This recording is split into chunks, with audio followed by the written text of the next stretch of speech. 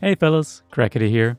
Welcome to the Age of Empires 4 Civilization Spotlight featuring the Knights Templar, one of the two new civilizations coming to AoE 4 on April 8th.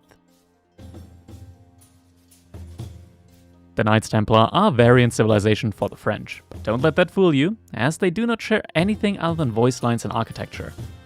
The Knights Templar are a completely different and unique civilization that have access to a completely new way of aging up in Age of Empires 4 through the commandery system. Instead of building a landmark to advance to the next age, the Knights Templar enlist the help of 1 out of 3 allies, unlocking unique bonuses and units with every age up. We're going to be taking a look at all of their allies and their respective bonuses in a bit. First, let's go over all the other Civ bonuses that the Knights Templar get as a new civilization in AoE 4. First up is the Frankish defensive schemes.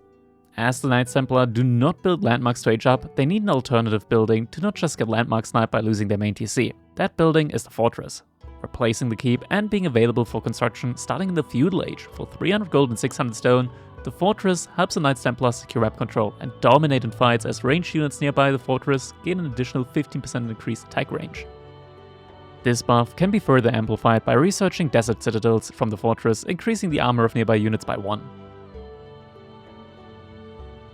On top of that, the fortress alongside the main TC of the Knights Templar have an influence that increases the health of stone walls placed inside of it and gives it an attack arrow. It's really weird when you think about it, and even weirder seeing it in game, but yeah, those wall segments are actually shooting arrows at your opponents for 8 base damage.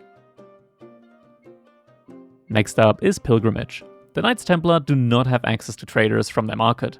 Instead of relying on trade, once you research safe passage from your main TC in the Feudal Age, pilgrims will spawn every minute, walking towards a sacred site that you can select from your starting town center.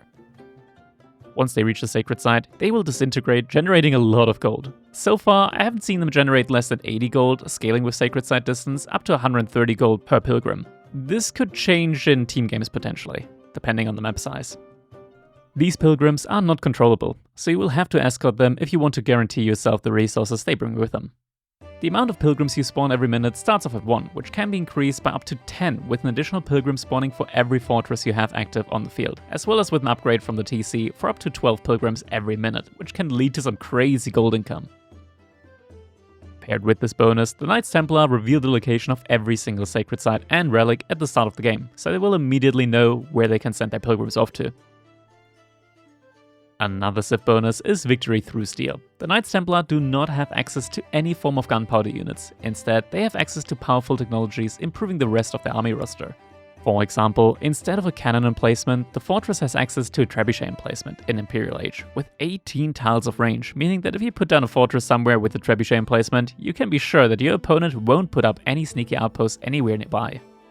Other unique technologies include from the market Lettre du Change, which unlocks the ability to spend a large amount of food to in return receive a great amount of gold income per minute.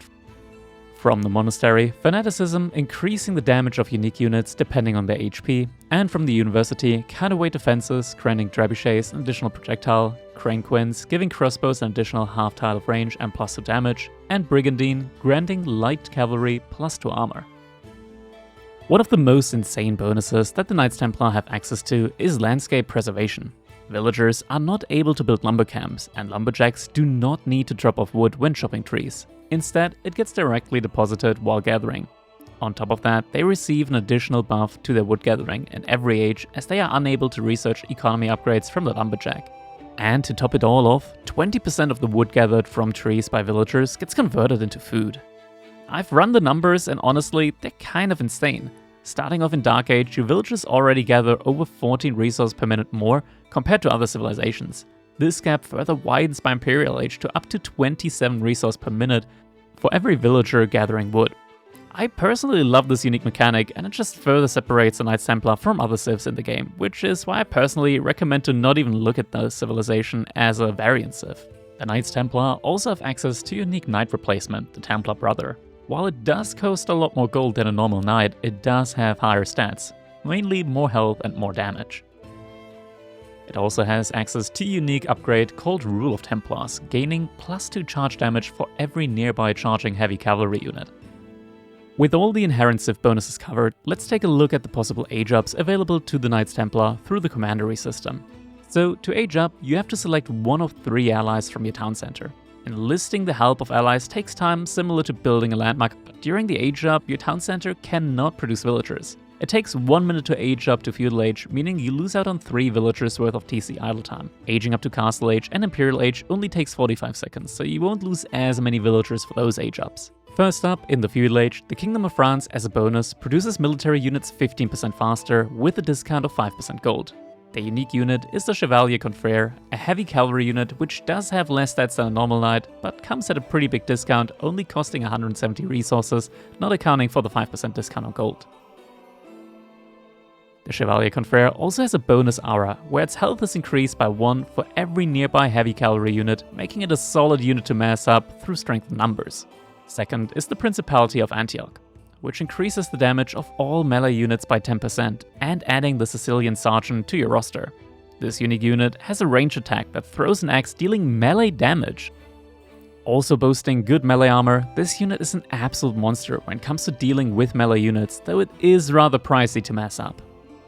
And third for Feudal Age are the Knights Hospitaller, increasing the health of all civilian units by 30%, as well as healing received for all units by 30% as well.